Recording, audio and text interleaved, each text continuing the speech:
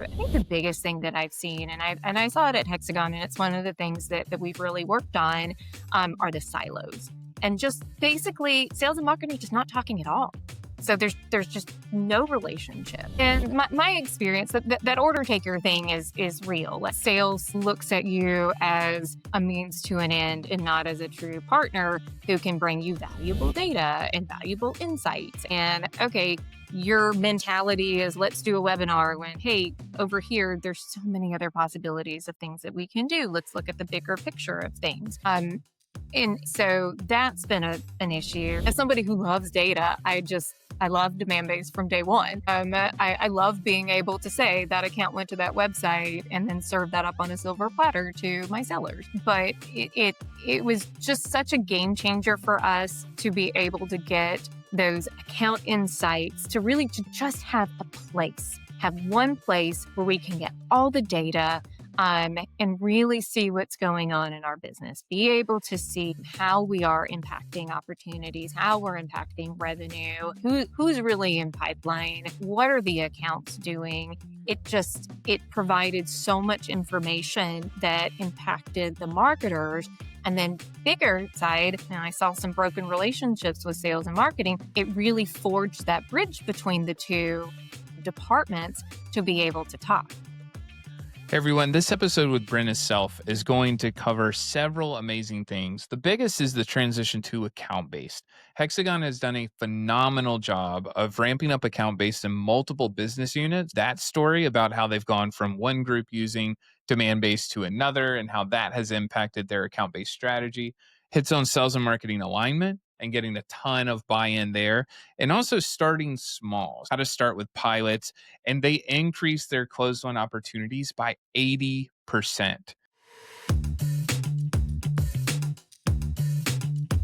Hey everyone, welcome back to the OnBase podcast. I'm your host, Chris Moody, and today I'm very excited to have Brynna Self with us to discuss the ABM shift, how Hexagon unlocked growth with Demandbase. Brynna, thanks for joining us today and welcome to the show. Thank you for having me. Awesome. Well, we're pumped. We could have used the whole 1 hour talking to each other and not hit record. So that's really good. Hexagon's doing amazing things. I know some of your coworkers, you're all crushing it. Really excited about that.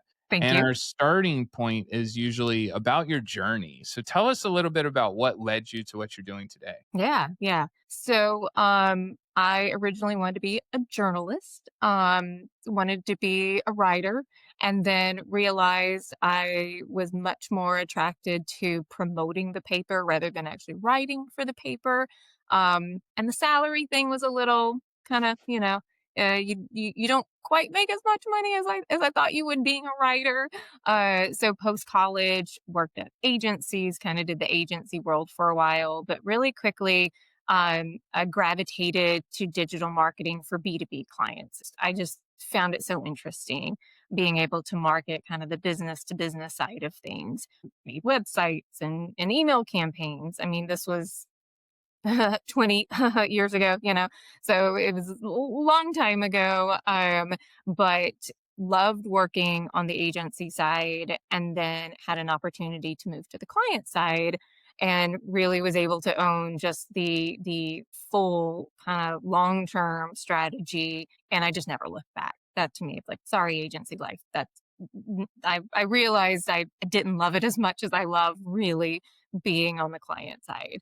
So now have 20 years experience. I'm running B2B global marketing campaigns.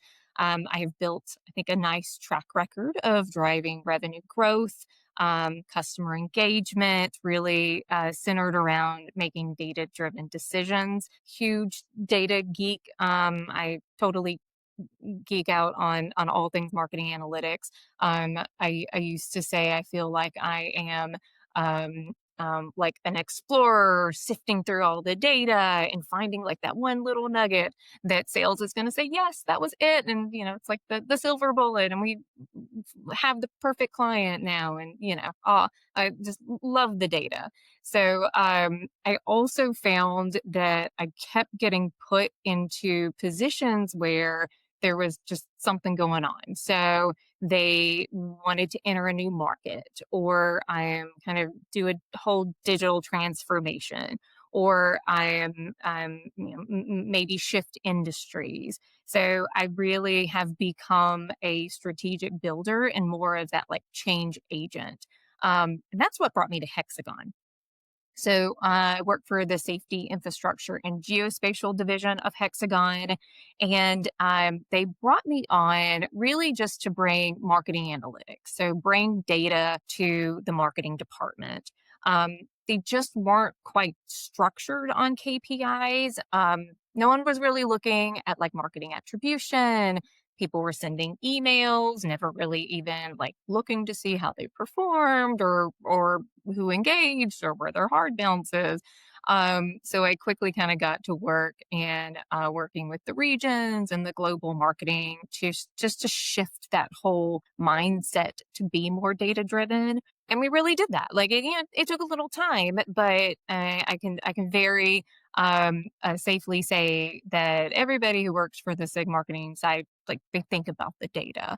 And they really let data influence their decisions when it comes to any sort of strategy. We also introduced a multi-touch attribution model on our campaigns that all of the regions are using, and so this whole digital data transformation, while that was going on, we also pioneered ABM. So that was our big, huge thing going on, lots and lots of huge things, but shifting to data and then really moving to a more ABM centric approach to things. Awesome. Well, you don't sound busy at all. Yeah, I love that you're tackling big initiatives. I always say that I have to have adrenaline hits, and it sounds very similar when you describe your background. Because if I don't have a big, complicated thing to solve or a massive problem to try to understand and fix, my brain goes to grass is greener syndrome a little bit. So I've learned over the years to better settle myself and find those big challenges. So I love that approach. I think the starting as a storyteller and wanting to be a writer, and then there's almost a sales mentality of, hey, not going to make the money here. I'd rather promote it, and then data to prove it. So a lot of great elements of account base that have come through your personal experience. I'm curious how those personal experiences have changed the way you approach account based marketing and go to market strategies, especially in a global organization. You told me your first meeting was today at 7 or 7:30 in the morning, right? Yeah, yeah. Well, I mean, I would say I can't think of ABM without thinking of like sales, right? And you mentioned that sales mentality. I'm very fortunate that I my kind of first relationship with sales was just incredibly wonderful. I had sales mentors kind of from the very beginning that took me under their wing, really partnered with marketing on a mutual respect, equal playing ground. They came to me with problems and not with, "Hey, I need X, Y, and Z for a campaign or for a show or for, like I got a demo I need for you to go do this." It was always, here is where we want to go. Like, here is the goal. What do you think? How can we get there? And I see so many marketers become order takers, I would say, and I hate that I still see it today, because we really need each other.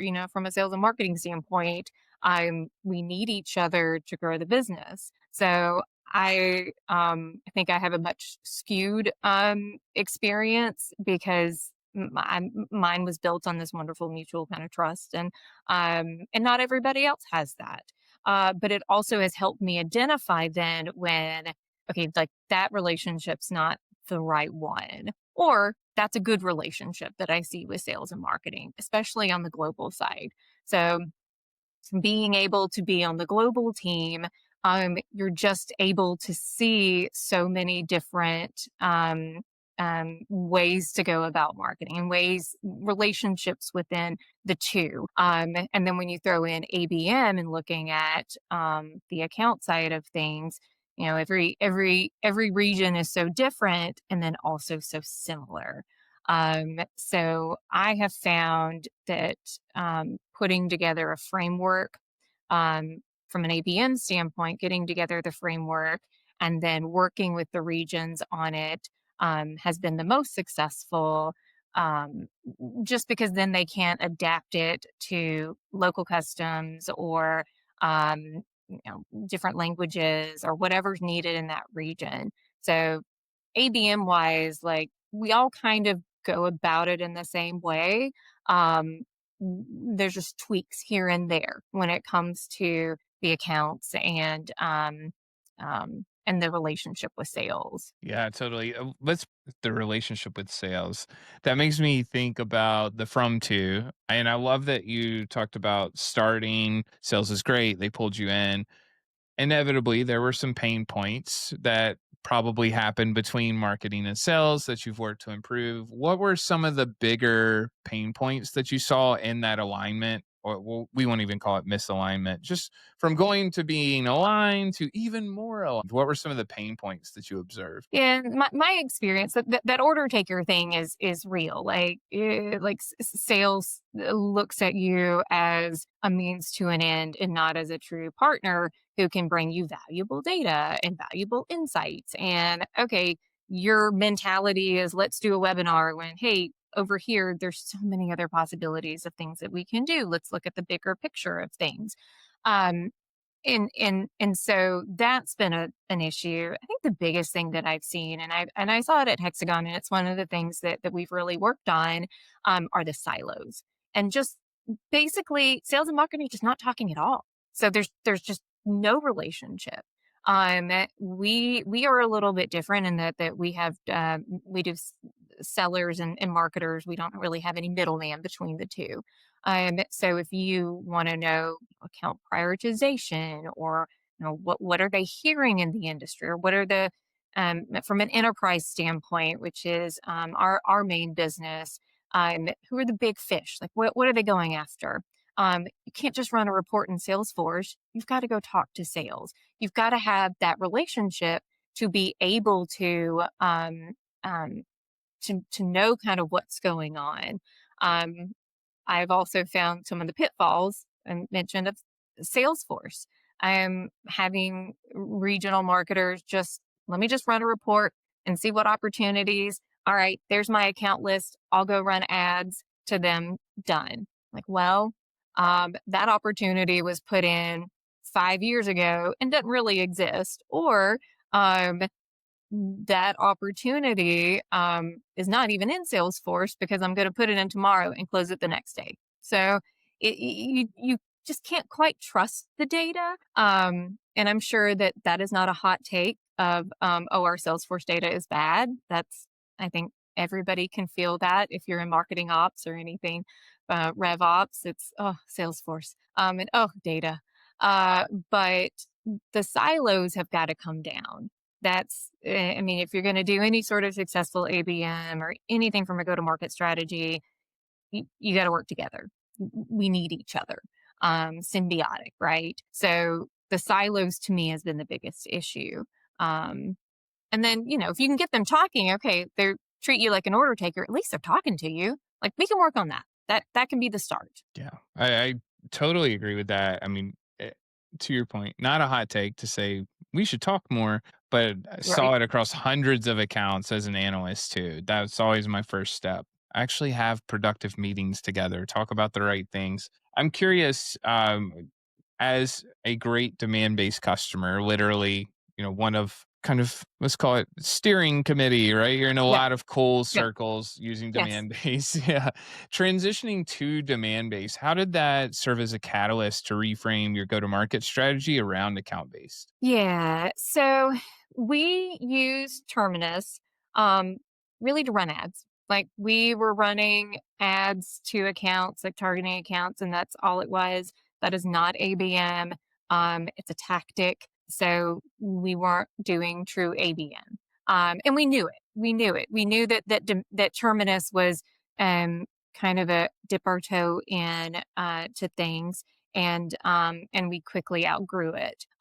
We heard about Demandbase from our fantastic colleagues at ALI, the other Hexagon divisions, um, and and in talking with them and running some pilots with them, we found a true partner And it really was the catalyst to be able to shift to a more ABM centric approach and kind of everything we do with our go to market strategy. We needed a platform that could be our GTM foundation. Um, but we also needed one that we could scale because with Terminus, we didn't have that. And I have to say with Demandbase, like you turn it on day one, you're just overloaded. There's so much um, it's overwhelming. There's so much positive. There's so much data. And as somebody who loves data, I love Demandbase from day one. I love being able to say that account went to that website and then serve that up on a silver platter to my sellers. But it was just such a game changer for us to be able to get those account insights to really to just have one place where we can get all the data and really see what's going on in our business, be able to see how we are impacting opportunities, how we're impacting revenue, who are the, who's really in pipeline, what are the accounts doing. It provided so much information that impacted the marketers. And then bigger side, it forged the relationship that and I saw some broken relationships with sales and marketing. It really forged that bridge between the two departments to be able to talk. Because if you've got some data to show them, and it's a fact, like it's not like I'm making up that this account was on the website. I mean, I can show you. Um, you can't refute that, and it becomes such a much more interesting conversation. I'm having all of those account activities in one spot and then connecting it to Salesforce. It just opened our eyes to all the possibilities that we could do from to shift more to that ABM focus. Yeah, I love that. One of the big things that we stressed, both at Topo and Gartner, was to start with the right group and account base and then expand from there. So create more of a pull strategy than to push. And I know that you started with a North America pilot program. Yep. So a couple things on that. I'm going to spoil your results because this is important.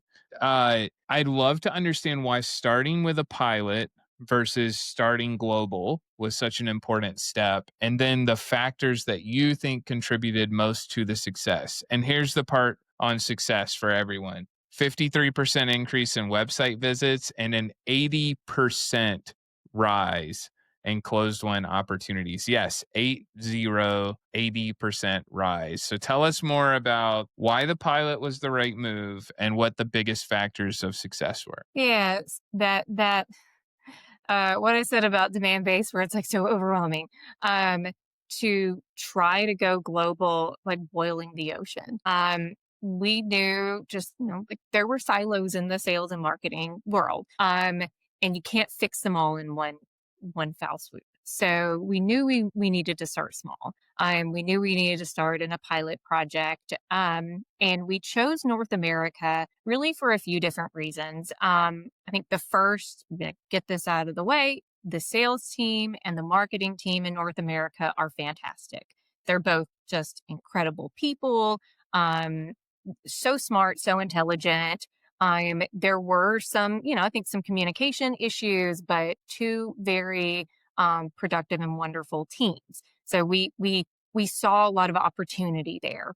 We also had a ton of executive support in North America. So we had some leaders who were championing digital marketing, who were championing switching more to that ABM.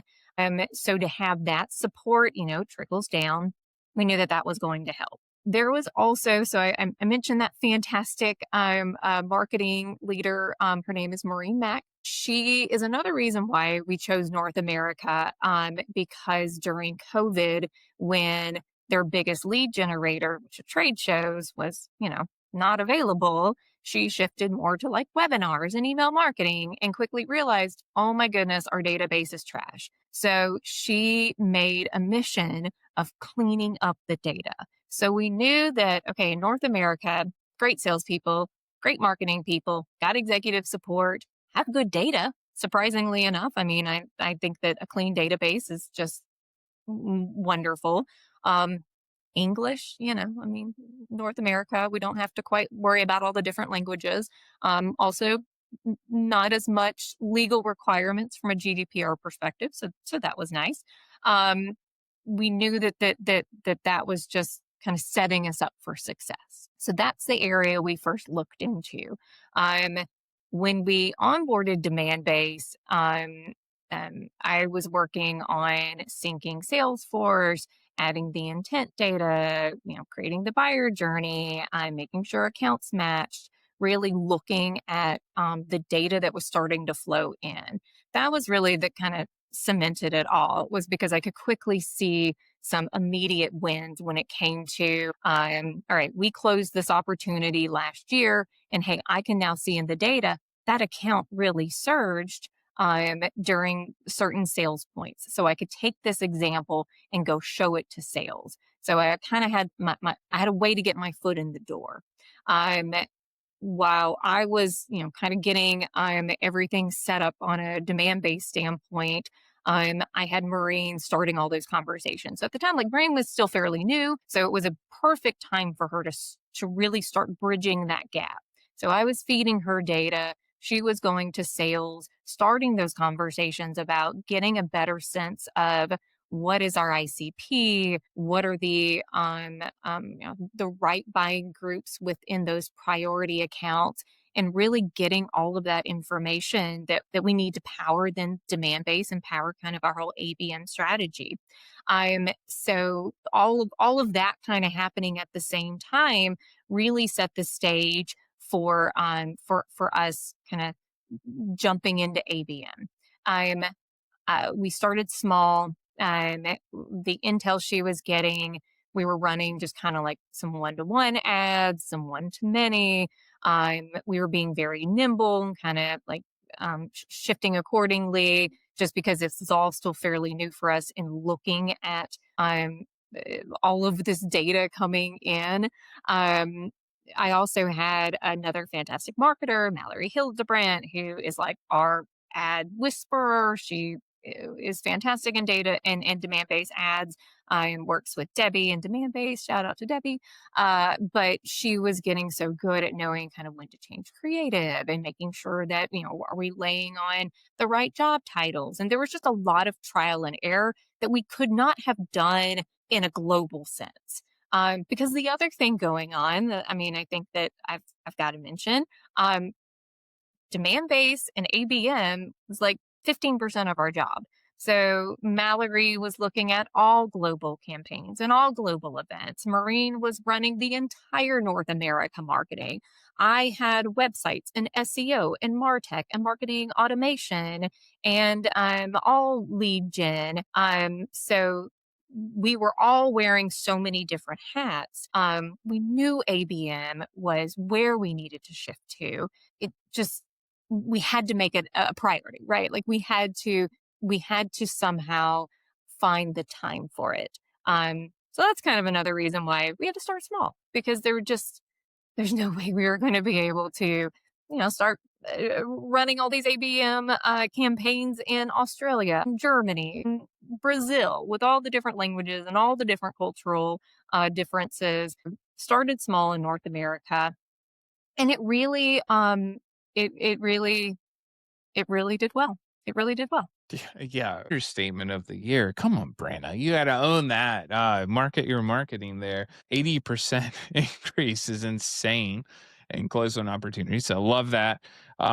Incredible job. You gave great advice there for the folks who may be hesitant or struggle about switching to account base. So you can expand on that in this next question too, if you want. One thing that I do like you calling attention to, there were two key factors when we benchmarked this at Topo for success of account base. And number one was how well aligned marketing and sales were, which we've talked about. And number two was a dedicated account based leader. So even if it's a shared responsibility, someone who is championing the cause, starting small, building the right consensus. So check there. I think that was awesome. The question I have building on that is, how can leaders effectively communicate and demonstrate the value of account based marketing to internal stakeholders, especially sales, because we know it could take a while to get to Yep. that increase in closed won deals. Bring on Demandbase, right? Sorry. Yeah. I mean, I'm not gonna lie. Like Demandbase really did change the game for us. Because how you can do that, data, data all day long. When we shifted, like I said, we started small. We weren't throwing spaghetti against the wall anymore. We were super hyper focused on these very specific accounts. We were building dedicated landing pages and a whole kind of personalized experience with nurture, and then with the ads. And we also brought in LinkedIn. And so, there was just, we were creating content specifically for this account, where they're at within the buying journey. Um, we couldn't scale it quite yet, but we were really hyper focused on this, and like you said, we had to champion it. If you don't have that dedicated person kind of pushing, then it's not gonna, nothing's gonna happen. So we did this, and then we started getting in the data, right? Um, what I saw in Demandbase, besides like all the wonderful marketing things, I saw a sales like gold mine because there's so much important information for them to have, and we can serve it up to them on the silver platter. So what I was doing kind of in the background as Mallory and Maureen were getting everything set up on the ads and the landing pages and talking with sales. I was learning the best way to onboard them to Demandbase. So there was some trial and error. Brought in a group, group training did not quite work. Started doing one-on-one, found huge success in that. So we were given kind of a deck from Demandbase on how to onboard sales. I kind of threw it out the window. It was great. There were a couple of like great slides, but then I had to make it. I had to change it for my audience. So with sales, they're like, what's in it for me? And so I personalized every single training so that they only saw their accounts. They only saw their data and looking at, okay, well, like, what do you see in Salesforce under that demand based tab? Why should you even go looking at it? What's in it for you? Um, and so to be able to serve up to them that data, that's when they're like, oh, like I want that. Like that's great. And then setting up weekly reports that they are emailed. All of this, just getting all of that data automated to rolling out to them, without them having to do anything. I mean, I've got sales guys that will look at their report that's emailed to them, and that's it. That's great. We have like an over 90% open rate on. We have over 100 salespeople now using it. So now it's wonderful to see that attribution or that adoption. But just them using data and knowing it was coming from marketing. So then that sets Marine up for success. Um, we now have weekly pipeline meetings with sales and marketing where we talk about, okay, what are we not looking at, right? Like what accounts aren't in our sales force? What are we seeing through AI or through, like whatever we've got in Demandbase? What are those new things coming up? We could have never had those conversations prior to this. Data was big. Data was big in terms of getting kind of broadcasting this out and getting sales to latch onto it. The other thing, and I mentioned it previously, we had fantastic executive support. So we were meeting with executives every month, showing exactly what was going on. I mean, we didn't shy away from the hard conversations, but we also really celebrated our wins, and they talked. So then, I mean, quickly, North America jumped over to EMEA, jumped over to APAC, jumped over to LATAM. And so it was great. And it kind of like naturally scaled. But having those champions, like I don't know if we could have done it without them. Yeah. It's always great to have the champions. And then you build such strong relationships in that process Yeah. too. What is the single biggest lesson or surprise that came from rolling out the ABM strategy globally? Oh, that's a good question. Because there's so many. There are so many. Um, I'm surprised at how similar some things are. Um, just because I mean, like I know globally, like there's a lot of things that are very different, like in Germany compared to like Tennessee, which is where I'm from. But there's also a lot of similarities. If you've got a hungry sales guy in Germany, he's going to care about that data. So, if you've got a hungry salesperson in Tennessee, they're going to care about that data. Um, so the framework really could be lifted and used throughout all of the, throughout the globe.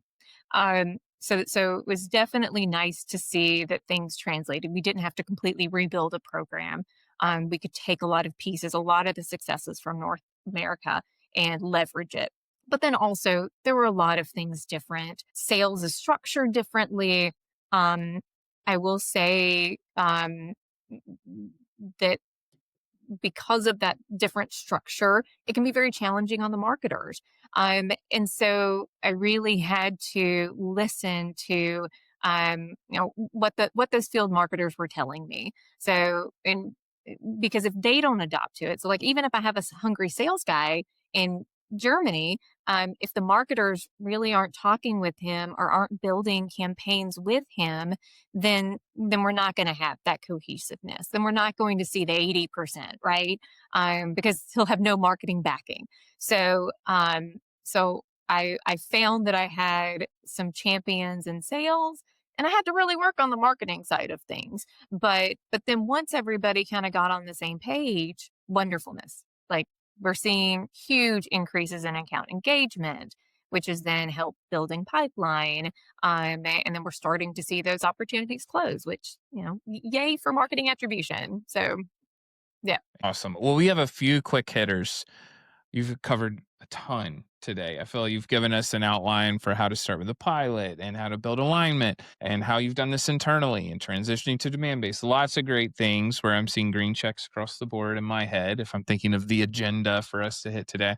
The first one, this is a big question, but we're going to try to keep it 30 seconds or less. So just a quick, punchy mic drop answer. How is AI going to change account based go to market? Clean your data. Clean your data. There is no excuse not to have clean data because AI will help you. And I've got a fantastic deck on it. Reach out to me. All right, sweet. There's your call to action. I will say with AI, someone sent me last night. This is a news story in the B2B speaker space of a company that went under.